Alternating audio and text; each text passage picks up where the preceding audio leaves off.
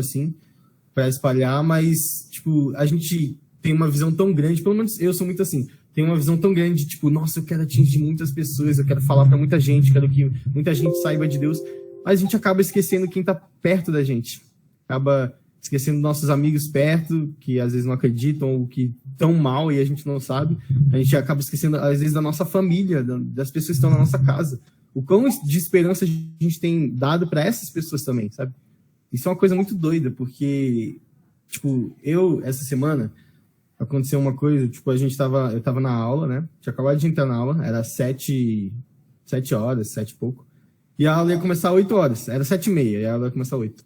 E aí a professora começou a perguntar, né? Enquanto a galera ia entrando, ela falou, gente, e aí, como vocês estão? Tipo, como tá sendo as coisas? E minha sala começou a falar como eles estavam. E, tipo, a maioria das pessoas, não é uma sala muito grande, mas a maioria das pessoas falou que estava completamente destruído, que eles não viam mais solução, eles não sabiam o que fazer. Muitos ali eu conheço e não são cristãos. E, tipo, quem não tem essa esperança que não é da terra, gente, é muito difícil levar a vida, sabe? Porque se você tá preso em casa com... Eu tenho até uma música que eu falo disso, que é a respeito de você ficar preso em casa com seus piores inimigos, que muitas vezes somos nós mesmos. Por exemplo, a gente fica preso com a nossa insegurança, com a nossa ansiedade, com a nossa insegurança a respeito de tudo, né? E, tipo, isso às vezes acaba nos consumindo. E quando a gente não tem Deus, principalmente, às vezes até com Deus, isso é forte. Imagine quem não tem, sabe? Então, tipo, quando eu vi que pessoas que estavam no meu redor, pessoas da minha sala, que passaram 3 anos comigo na faculdade, estavam passando por coisas muito difíceis e eu não sabia, tipo, eu me senti muito mal, porque eu tenho esse dever, sabe? De, tipo, primeiro o dever de tentar ficar bem se eu não estiver, porque às vezes também a gente não é obrigado a estar bem. A gente fica mal às vezes e tudo bem, sabe? Mas quando a gente tá mal, a gente tem que focar em ficar bem.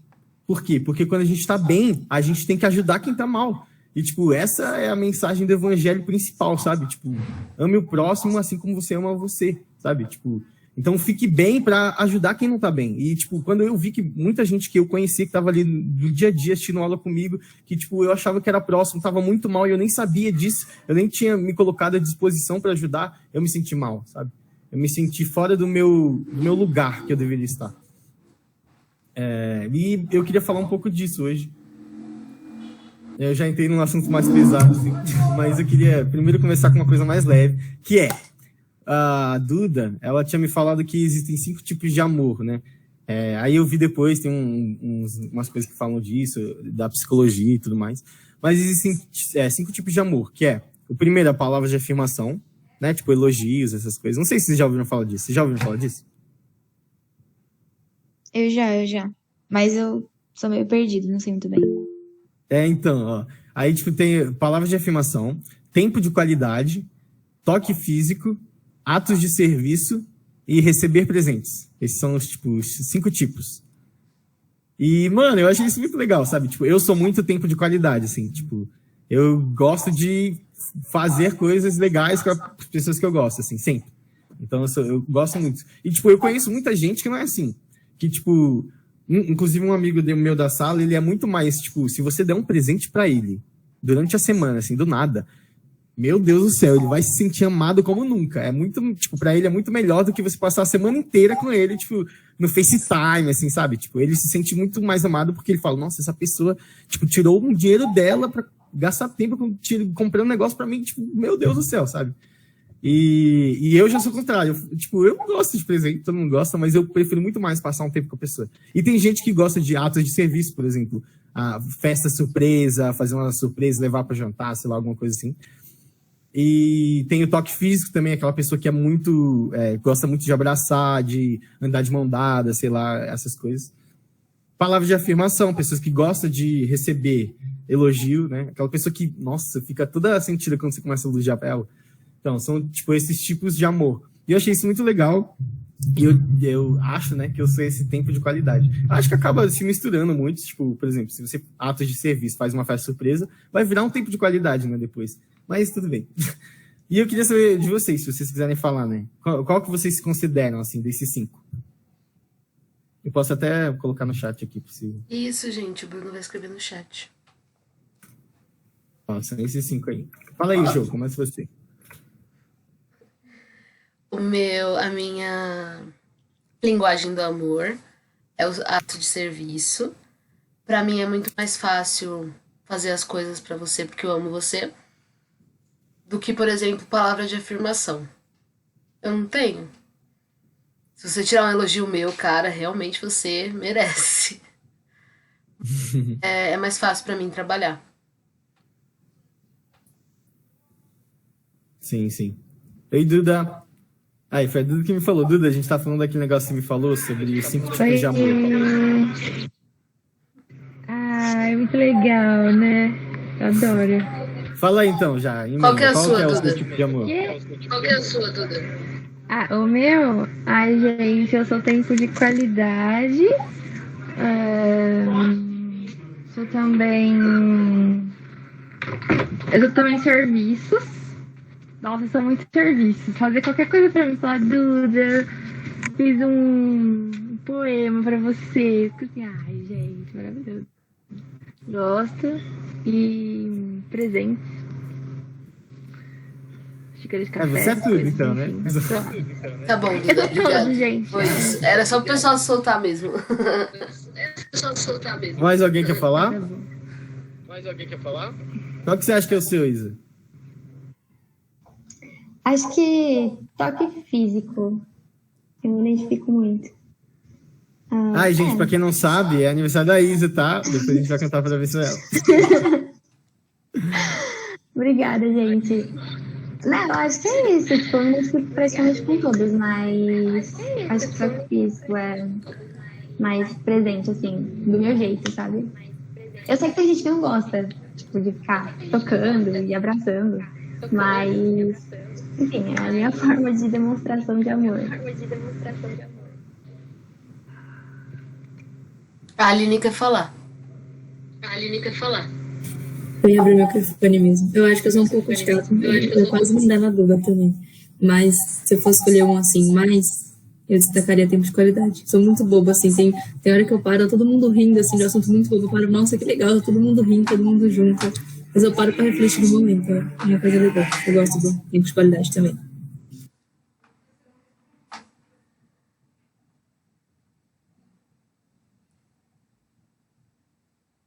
Acho que o Bruno caiu. Gustavo, fala aí a sua. Eu acho que o meu é tempo de qualidade e atos de serviço. Show. Deixa eu perguntar, tipo, não tem diferença de, tipo, pra você receber e pra dar? Não, ou Sim. não? Sim. Tipo, Tem diferença, né? na verdade, tipo, essa pergunta é mais o que você... como você se sente amada. Tipo, Ah, sim. você se sente Então eu amada errei a por minha resposta. alguém... eu ia até falar isso. Gente, eu não sei.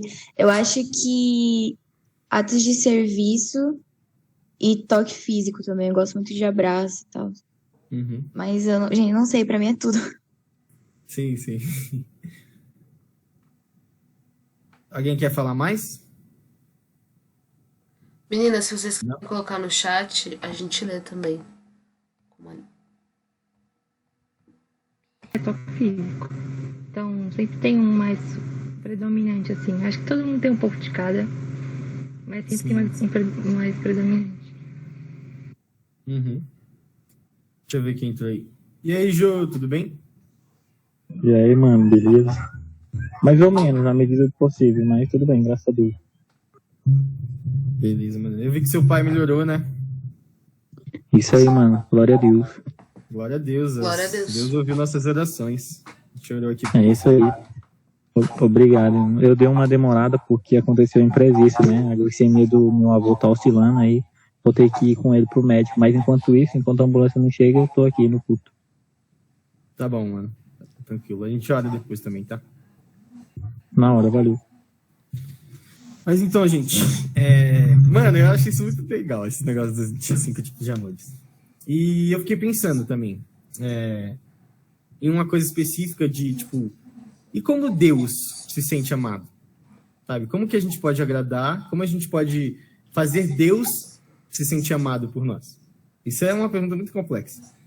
E para falar desse assunto, eu vou ter que falar sobre algumas outras coisas.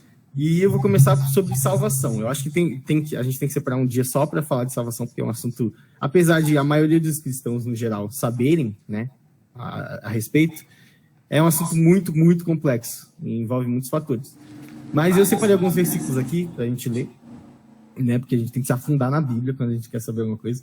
Então eu peguei, o primeiro fala assim, em Atos, e ele fala: não há salvação em nenhum outro, pois debaixo do céu não há nenhum outro nome dado aos homens pelo qual devemos ser salvos. Então é uma referência a Jesus, né? E aí tem em Romanos, ele fala: se você confessar a sua boca que Jesus é o Senhor e crer em seu coração que Deus ressuscitou dentre os mortos, o ressuscitou, será salvo. Aí em Romanos 6, pois o salário do pecado é a morte, mas o dom gratuito de Deus é a vida eterna em Cristo Jesus, nosso Senhor. Aí lá em Efésios 2:8 vai falar: pois vocês são salvos pela graça, por meio da fé, e isso não vem de vós. É dom de Deus, não por obras, para que ninguém se glorie. Aí lá em João 5 vai falar: eu asseguro, quem ouve a minha palavra e crê naquele que me enviou, é Jesus falando, né, tem a vida eterna, e não será condenado, mas já passou da morte para a vida. E o último, em Hebreus 7:25, eu vou mandar tudo depois lá no grupo, fala assim: portanto, ele é capaz de salvar definitivamente aquele que por meio dele se aproxima de Deus, pois vive sempre para interceder por eles. Enfim, são vários versículos que mostram que a gente é salvo pela fé, né, pela graça. E o que isso quer dizer? Eu estou estudando o Velho Testamento agora, estou lendo, né? E, é impressionante como o Velho Testamento está lá para nos mostrar, não somos capazes, sabe? Para nos mostrar, a gente não consegue ser salvo sozinho. Então, é basicamente um monte de livro lá falando, vocês não conseguem. Aí, o que as pessoas tinham que fazer, então, quando elas pecavam? Elas tinham que fazer holocaustos, sacrifícios, elas tinham uma série de protocolos a se seguir quando ela cometia um erro. Por quê? Porque elas não podiam ter uma ligação direta com Deus, porque Deus não convive no meio do pecado. Então elas tinham que fazer uma série de protocolos para tentar se aproximar de Deus novamente. E, nessa época, inclusive na época de Moisés, né, que ele levou o povo hebreu para o Egito, do Egito para o deserto, eles estavam montando essa sociedade e ele era o único que tinha contato com Deus. As pessoas não tinham. Então, para as pessoas saberem que Deus estava ali, era por meio de Moisés, tudo. Então Moisés trazia a mensagem de Deus. E por quê? Porque eles eram pecadores e eles não podiam ter esse contato direto com Moisés, com Deus, quer dizer. E aí, depois que a gente termina o Velho Testamento, a gente vê, tá bom, Deus, eu já entendi que eu não consigo, eu já entendi que eu não sou capaz sozinho, né? E quando a gente entende isso, e a gente começa a ler o Novo Testamento, né? A gente lê lá Lucas, Mateus, e que fala de Jesus, ele tá o tempo todo falando, vocês precisavam de um super-herói, vocês não conseguem, vocês precisam de alguém que interceda por vocês, e eu sou esse alguém. Então ele tá falando, vocês sabem que vocês não conseguem agora. Pra quem leu o Velho Testamento, nossa, tá bom, eu assumo que eu não consigo. Você tem que saber disso, você tem que falar, eu não consigo sozinho, eu não consigo ser justo sozinho. E a partir do momento que você reconhece isso, você vê o evangelho do Novo Testamento, né? O evangelho significa boas notícias. E qual que é a boa notícia quando falam que o salário do pecado é a morte, que a gente não consegue e a gente está condenado a morrer? A boa notícia é que Jesus veio, ele morreu por a gente e ele assim nos deu a chave de graça para a salvação. E por meio desse sacrifício ele pagou a nossa dívida. Então, hoje, nada mais, quando você tem fé no sacrifício de Jesus, nada mais pode tirar a sua salvação. Porque isso não depende da gente, depende de Deus. E isso foi dado por Deus. Isso é uma coisa muito complexa. Por isso que eu falei que a gente tem que separar um dia só para falar sobre isso. Mas isso é uma coisa muito complexa porque quando a gente erra, a gente fica culpado, a gente se sente culpado. E essa culpa, muitas vezes, vai atrapalhar a gente com o nosso relacionamento com Deus, porque a gente vai sentir que a gente está impuro, que a gente não merece conversar com Ele. Mas o fato é que a gente nunca mereceu, a gente nunca vai merecer. A gente só consegue falar com ele porque Jesus veio e pagou a nossa dívida de pecado. Então, esses versículos todos falam, só tem um caminho. E esse caminho é você acreditar que Jesus pagou sua dívida e te deu a oportunidade de ser salvo de graça. Então, tipo, eu até dava um exemplo é como se, tipo, fosse um cara no metrô. E aí, no metrô, ele fala assim, olha, eu tenho um iPhone 12 aqui e eu vou dar para quem quiser. Quem vir aqui pegar, é seu. Quem que vai pegar esse celular? Muita gente vai passar e vai falar, é um iPhone 12, ele não vai estar dando de graça. E vai continuar andando. Então, as pessoas que vão realmente pegar o celular aquelas pessoas que ouvem a mensagem e falam, nossa, ele está dando um iPhone de graça. E creem, e acreditam que ele está dando de graça mesmo. Porque essa crença, esse acreditar que ele está dando de graça vai levar a pessoa a ir lá e pegar o celular. E a salvação é a mesma coisa. Jesus está dando de graça. Ele tá levando o evangelho para todo mundo e falando, eu paguei o seu pecado. Agora você pode ser salvo. Eu estou te dando de graça. Você quer? Então creia que eu estou te dando. E quando a gente crê, a gente recebe essa graça. Por quê? Porque é de graça. A gente não precisa fazer nada para merecer isso. Enfim, esse foi um pouquinho do que é a salvação a respeito da Bíblia. É muito mais complexo que isso, mas resumidamente é isso, né? No Velho e o Novo Testamento. E quando eles falam todos esses versículos, ele mostra o amor de Deus por a gente. Entendeu? Que amor é esse? Tipo, será que a gente conhece esse amor? Esse amor que, tipo, para uma humanidade pecadora dar o seu filho amado? Será que, pergunta para os seus pais se eles dariam um filho por um assassino, por um ladrão, por um cara que tá na cadeia, tipo... Será que eles dariam? Eu duvido muito. Eu acho que eles não dariam nem, sei lá, para um anjo que descesse aqui. Por quê? Porque o amor pelo filho é muito grande. Mas o amor de Deus é tão acima disso, é tão sobrenatural, que ele deu o filho dele para pagar a nossa dívida. Então isso é uma coisa assim que a gente pode tentar entender a vida inteira. A gente nunca vai entender como é esse amor, porque a gente não tem esse amor aqui na Terra. É o amor de Deus. E aí, tipo, então a gente chega nesse aspecto da linguagem, né? Tipo, que a gente estava comentando, né? As linguagens do amor, os tipos de amor, os 5 amores. E eu fiquei me fazendo essa pergunta. Mano, tá, mas e se eu quiser agradar a Deus? O que eu faço? O que eu preciso para... Qual que é a linguagem de amor de Deus? E aí, em João 14, fala assim, aquele que tem os meus mandamentos e os guarda, esse é o que me ama. E aquele que me ama será amado por meu Pai. E eu também o amarei e me manifestarei a ele. Então, tem essa passagem, tipo uma consequência de uma outra passagem também, que eu acho que vocês devem conhecer, mas que é João 21, que fala sobre o menino, né, que chega para Jesus e fala, o que é necessário para entrar no céu? E aí ele fala, eu vou ler aqui para vocês que fica melhor. Ó, é assim, depois de correrem, Jesus perguntou a Simão Pedro. Ah, não, calma aí, essa é outra. Aqui. Essa aqui é uma outra que eu vou falar também. Mas essa do rico eu vou resumir. Basicamente, o menino rico chega e pergunta para o Senhor, o que é necessário para entrar no céu? O que ele tem que fazer? E aí ele fala, só é você seguir os mandamentos. É isso, só isso. E aí ele fala, mas isso eu já faço, Senhor. Eu já faço isso. E aí fala que Deus, Jesus, né, o amou nessa hora. Então ele fala, eu já sigo os mandamentos. Aí Jesus fez assim pra ele. Então, mano, te amo. O olho de Jesus brilhou nessa hora. E aí a gente vê um tipo claro de amor, já. Porque ele fala que Jesus o amou quando ele falou, eu já sigo os seus conselhos. Eu sigo a vida que você fala que é boa pra mim, sabe? Eu sigo os seus mandamentos. Eu tô ali firme. E aí fala que Jesus o amou. E aí ele fala, mas isso eu já faço. Então o que me falta? Aí ele fala, tá bom, já que você já faz isso, e eu tô te amando, cara, agora eu quero você, porque eu gostei de você é top. E aí ele fala pra ele, então vá, venda tudo que você tem e venha me seguir. O que ele tá falando? Você segue meus mandamentos, mas você não entregou 100%.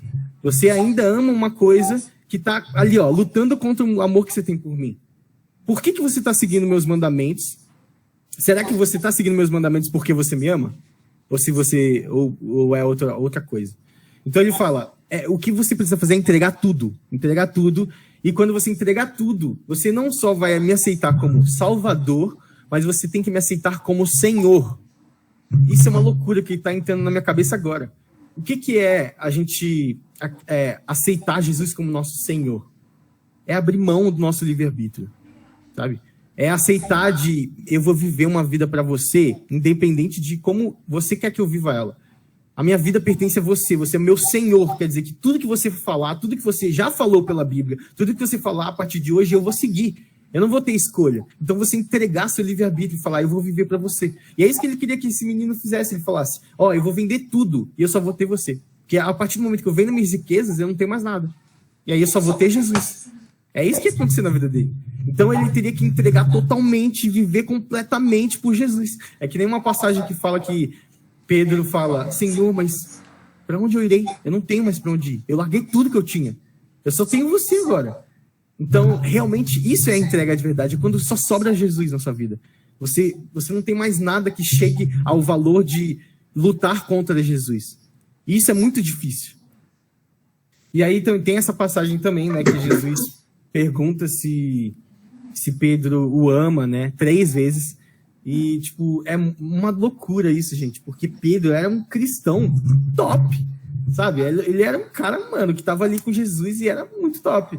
E mesmo assim, ele negou Jesus 3 vezes. E quando Jesus pergunta se ele ama 3 vezes, também tem um motivo, sabe? Então, tipo, é como se ele perguntasse... Aí, primeiro, ele falou para Pedro, você vai me negar, né? Você vai me negar 3 vezes.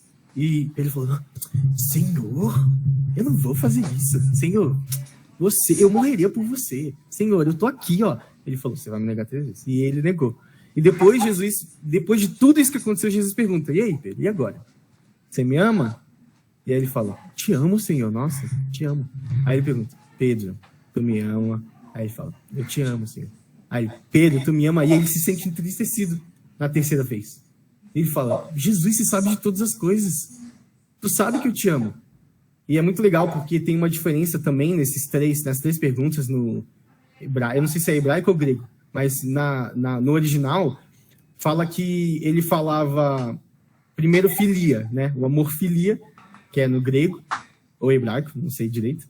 Mas ele falava filia, que é um amor como se fosse amizade. Então é como se ele falasse, Pedro, tu me amas? Ele falasse, você é meu brother, Jesus. A gente tá junto, entendeu? Aí, Pedro, tu me amas? Ele fala de novo com filia. Você é meu brother. É isso. Filia. Eu te amo, filia. Mas a gente vê no evangelho inteiro do Novo Testamento que sempre quando Deus fala a respeito do amor dele, ele fala sobre um amor chamado ágape. Que esse é um amor incondicional. Que é um amor que faz alguém entregar o filho por amor, sabe? Então, isso é muita loucura. E onde eu quero chegar com tudo isso? Eu quero chegar que muitas vezes a gente sabe que a gente precisa amar ao próximo, mas a gente não ama, sabe? E isso é uma coisa muito complicada. Por quê? Na filosofia existe uma coisa, por exemplo, chamada generosidade. Alguém sabe a diferença de amor para generosidade? Alguém quer chutar?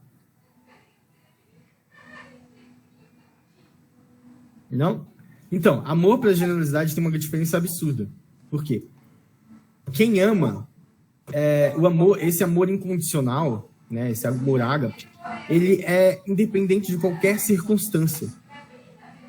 E a generosidade, né, o tratar bem, essas coisas inteiras, é diferente. A filosofia fala que isso... aí entra num assunto bem complexo, que eu não quero entrar agora, porque a gente vai separar um dia para isso. Mas entra num assunto que é... O que é a ética? A ética, a moral, tudo isso vem para imitar alguém que ama. Então, tipo, o que é você agir moralmente, agir eticamente? É você falar, eu não amo você, mas eu vou ser ético, ou seja, eu vou agir como se eu amasse você. Então, quando a gente é moral, quando a gente é generoso com alguém, é porque a gente age como se amasse aquela pessoa. E o amor, de verdade, não tem isso. Porque a pessoa ama e ela faz incondicionalmente, ela faz independente das circunstâncias. E é muito legal porque a filosofia, ela entra nesse assunto de amor de uma forma muito, muito profunda. E aí vai vir vários pensadores falar a respeito disso. Por exemplo, teve o amor de Platão, que foi um dos primeiros a falar a respeito disso. E ele falou, o amor, ele é desejo. Ele falou, amar é igual a desejar. Então, se você deseja, você ama. Se você não deseja, você não ama. É isso. Amor para Platão era desejo. A gente tem um conceito muito errado a respeito disso, porque normalmente a gente fala, eu tenho um amor platônico por sei lá quem. Mas, na verdade, Platão não achava isso. Para Platão, amor era desejo. É quando você deseja algo que você não tem. Então, por exemplo, eu não tenho um carro novo. Aí eu desejo um carro novo, eu amo aquele carro. Aí quando eu compro, eu paro de amar. Por quê? Porque agora tem um outro carro que saiu de linha que eu tô amando ele, eu tô desejando ele. Então ele fala que sempre você ama quando você deseja. E quando você não deseja, você não ama. Esse é amor para Platão. Aí depois, Aristóteles vai vir e falar que o amor não é isso não. Então ele dá um novo entendimento de amor. Ele fala, o amor não é desejar. O amor de verdade é quando você ama o que você já tem. Então Platão falava, você tem uma coisa, você tem um celular, você tem um iPhone 6. Quando sair o iPhone 7, você vai estar amando o iPhone 7, porque você vai desejar ele. Aí quando você comprar o iPhone 7, vai sair o 8. Aí você não vai mais amar o 7 e vai estar amando o 8, porque você vai estar desejando o que você não tem. E aí Aristóteles fala, não, o amor é quando você ama de verdade o que você tem. Eu não quero mais nada. Eu só quero ficar com o meu iPhone 6. Isso é amor de verdade para Aristóteles. E aí vem Jesus, né, um grande pensador, depois de tudo isso, e fala, amor não é isso, gente. Quer dizer, ele não falou isso, né? Mas basicamente ele falou, amor é quando você dá a sua vida por alguém. E o que é isso? Vocês já pensaram, isso é um assunto muito pesado, mas, por exemplo, se alguém que você gosta muito hoje ficasse totalmente dependente e você, a partir disso, ter que viver para essa pessoa, literalmente, fazer tudo, porque ela não tem mais movimentos funcionais para viver, e você teria que viver por ela. Vocês já pensaram como isso é delicado? Porque isso acontece o tempo todo, e isso realmente, para Jesus, isso é o verdadeiro amor. É quando você dá a sua vida por alguém. Você vive para outra pessoa. E é um amor tão complexo, um amor tão difícil de fazer, né? De agir de verdade, assim. E Jesus foi assim, sabe? Ele dava vida por todos. Tipo, ele literalmente deu a vida dele por todos, né? Por todos os filhos. Então a gente chega num local muito delicado de, tipo, será que se alguém que eu gostasse, será que eu ia viver para essa pessoa?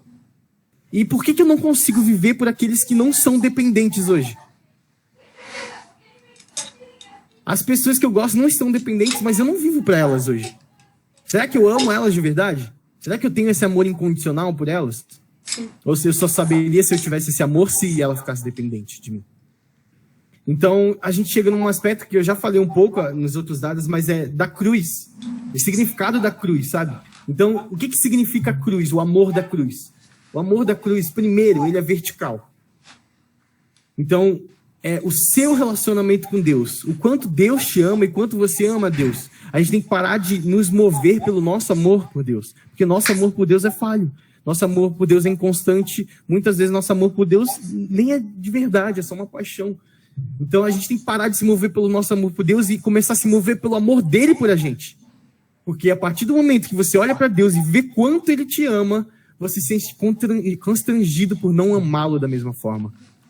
Então, nessa cruz vertical, você começa a olhar para Deus e falar, nossa, Deus me ama muito, Deus me ama muito. Deus... E você começa a se encher da graça e falar, meu Deus, como Deus me ama. Eu tenho que fazer alguma coisa, Deus me ama demais e eu não estou fazendo nada. Minha vida tá desrespeitando ele, tá desagradando ele, e ele me ama tanto assim, eu estou desagradando ele com as minhas ações. Eu vou mudar de vida porque eu quero agradar alguém que me ama tanto. Então essa é a cruz vertical. Esse é o significado do olhar para cima. É você ter um relacionamento com Deus e ver o quanto ele te ama e isso mudar a sua realidade. Mas, a partir disso, a cruz não é só isso. A cruz não tem só o vertical. A cruz também tem o horizontal. E o que é o horizontal? É a partir do vertical, a partir de você saber quanto Deus te ama, você começar a mostrar para as pessoas que ele também ama elas desse jeito. Então, é você espalhar esse amor. Se você realmente acredita que Deus te ama tanto, por que você não fala isso para as pessoas? E, tipo, foi a pergunta que eu me fiz, sabe? Por que essas pessoas que estão comigo aqui não se sentem amadas por mim? Por que eu não demonstro o quanto eu amo essas pessoas? Então, será que eu amo elas de verdade? Sabe? Então, tipo, às vezes, isso é uma coisa muito delicada também, mas eu, por exemplo, eu falo de mim mesmo. Às vezes eu me fissuro tanto em falar de Deus para as pessoas que eu esqueço de amar elas. E o que isso significa? Eu descobri que eu não demonstrava esse amor para essas pessoas da minha sala. Eu nem me mostrava estar presente, eu não mostrava estar disponível para elas. Eu não falava, ei, se precisar de alguma coisa, eu tô aqui. Elas estavam mal e eu nem sabia disso, sabe? E isso me deixou muito triste, porque, eu sei quanto Deus me ama, eu quero amá-lo da mesma forma, e ele me fala que esse amor eu tenho que não ter só por mim, mas igual eu tenho por mim, eu tenho que ter por as outras pessoas. E se elas não se sentem amadas por mim, quer dizer que eu não tô amando direito, sabe? Muitas vezes, né? Quer dizer que eu não tô demonstrando esse amor de verdade. Então, às vezes, não é apenas falar de Deus. É lógico, falar de Deus é uma coisa mais importante, assim, que a gente tem que demonstrar que existe uma boa notícia, existe um evangelho, boa notícia para essas pessoas, existe uma esperança no meio desse caos. Mas, além disso, a gente tem que demonstrar com as nossas ações que a gente ama realmente. Porque muitas vezes, sem a gente abrir a boca, a pessoa vai se sentir constrangida. Por que essa pessoa está fazendo isso por mim? De onde vem esse amor que essa pessoa tem por mim? E isso vai levar lá para Deus. E, tipo, isso é uma coisa que eu tô entendendo agora, porque tem um amigo meu que ele é ateu, e eu sempre tentava falar de Deus com ele, de algum jeito, falar, meu Deus, existe alguém, não sei o quê. E ele se fechava para isso. E eu vi hoje que eu podia ter ficado calado, e eu podia simplesmente pelas minhas ações ter demonstrado isso, sabe? E ele olhar para mim e falar, esse cara não pode ser assim, normal. Tem alguma coisa a mais aí. E querer buscar isso. Então, falar de Deus é extremamente importante, mas agir como um amado por Deus é mais ainda. E esse é o amor de Deus. Ele te ama quando ele vê que você age como um amado, como um filho amado, porque você é um filho amado. Então, tem um monte de versículo que fala isso também, e a gente vê como o vertical, ele consolida o horizontal. Deus, Jesus, ele orou antes de escolher os 2 discípulos. Ele passou uma noite orando. Ele orou antes quando estava se batizando. Ele orou ele orava antes de pregar. Ele orou antes da crucificação. Passou uma noite com os discípulos e falou: vocês têm que orar comigo, não sei o quê. Vamos orar. Ele estava muito aflito, ele estava com medo. Jesus. E mesmo assim, ele estava orando o tempo todo. Ele orou na crucificação. Pai, por que me abandonaste? Não sei o quê. Ele estava falando com Deus, ele estava orando. Então, o tempo todo, ele está fortalecendo esse vertical. Vertical. Para quê? Para ele ele demonstrar esse amor no horizontal. Então, o que a gente tem que fazer? A gente tem que fortalecer nosso horizontal, nosso relacionamento com Deus cada vez mais, para que a gente consiga demonstrar ele na prática no horizontal. Não só falar, mas viver aquilo, sabe? Então, se aprofunda em Deus, se aprofunda no relacionamento com Deus, conhece Deus de uma maneira que você nunca conheceu, e aí você vai começar a mostrar na sua vida para as pessoas no horizontal como você é amado. E essas pessoas vão querer buscar isso de alguma forma, vão falar: meu Deus, essa pessoa é muito diferente das outras. Por que ela é diferente? E aí entra a parte de falar de Deus. Eu sou assim porque eu sei que Deus me ama e eu me sinto amado por Ele. E a partir disso, eu mudei minha vida. Então, a gente precisa começar a agir dessa maneira. Eu não sei se você já está fazendo isso ou não, mas eu descobri que eu não estou fazendo isso do jeito certo. Quando eu vi a minha sala, as pessoas estão no dia a dia comigo, todos aflitos, todos sem esperança, e eu lá, como cristão, como um filho amado de Deus, como um filho que se sente amado, independente dos meus problemas, tudo, eu sei que existe uma solução, e eu não demonstrar isso na prática para os meus colegas, e eles não saberem que eu estou disponível para ajudar, isso me entristeceu muito.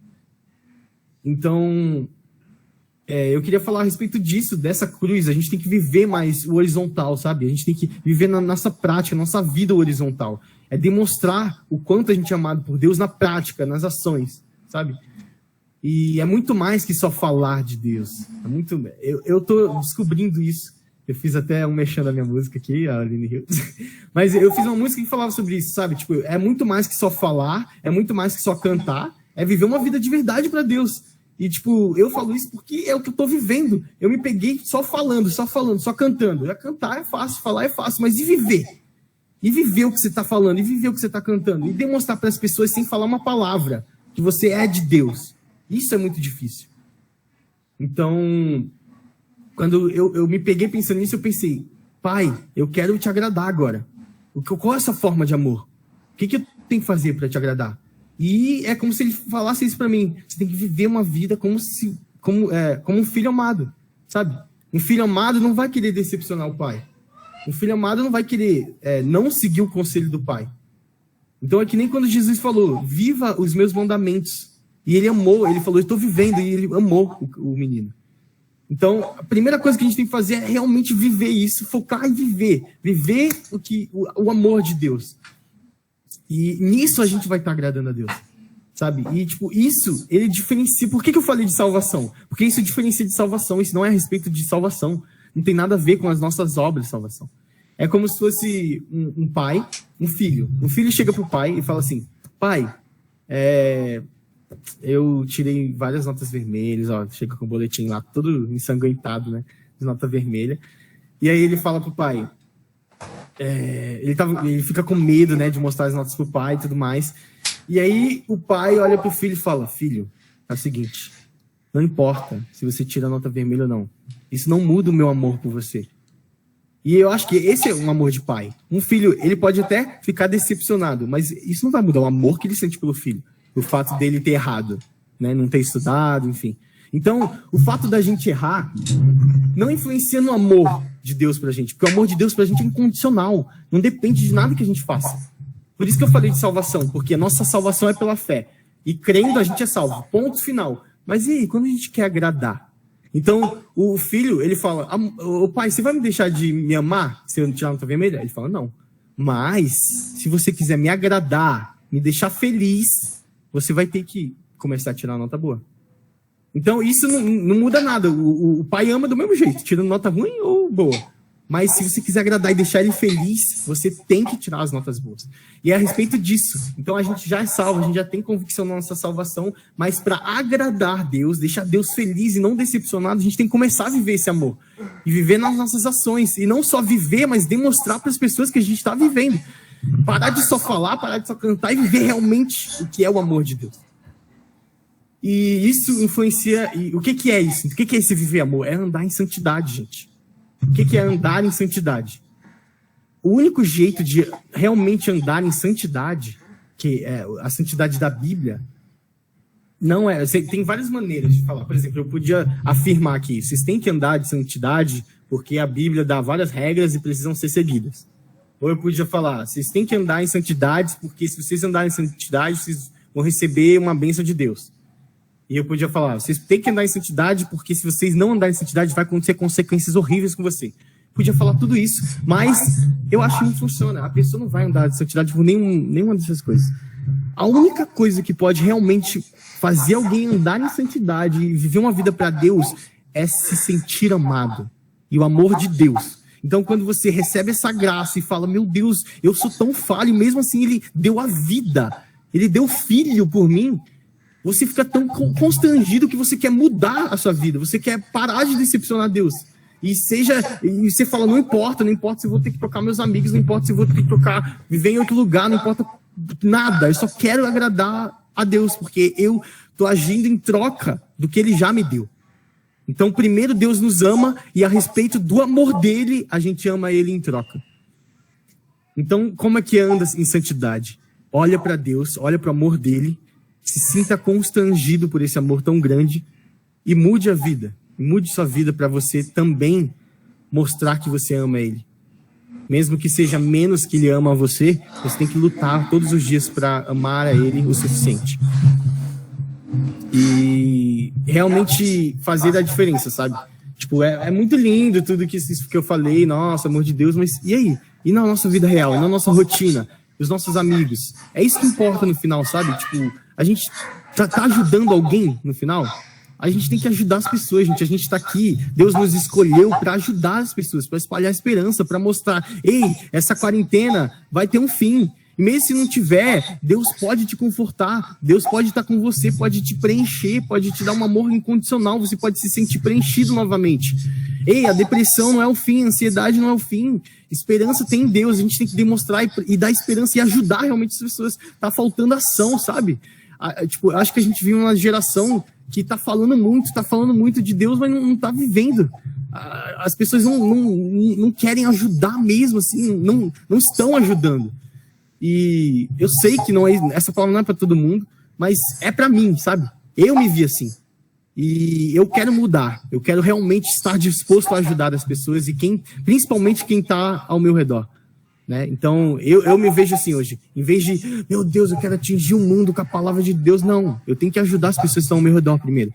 E assim que eu conseguir ajudar pelo menos as pessoas da minha sala a terem um pouquinho de esperança, aí sim eu posso pensar em ajudar o mundo inteiro, sabe? Então, a gente precisa viver mais esse amor. Nossa, gente, tô até sem ar aqui. Falei demais. Mas é isso que eu queria falar. E eu queria ouvir de vocês também.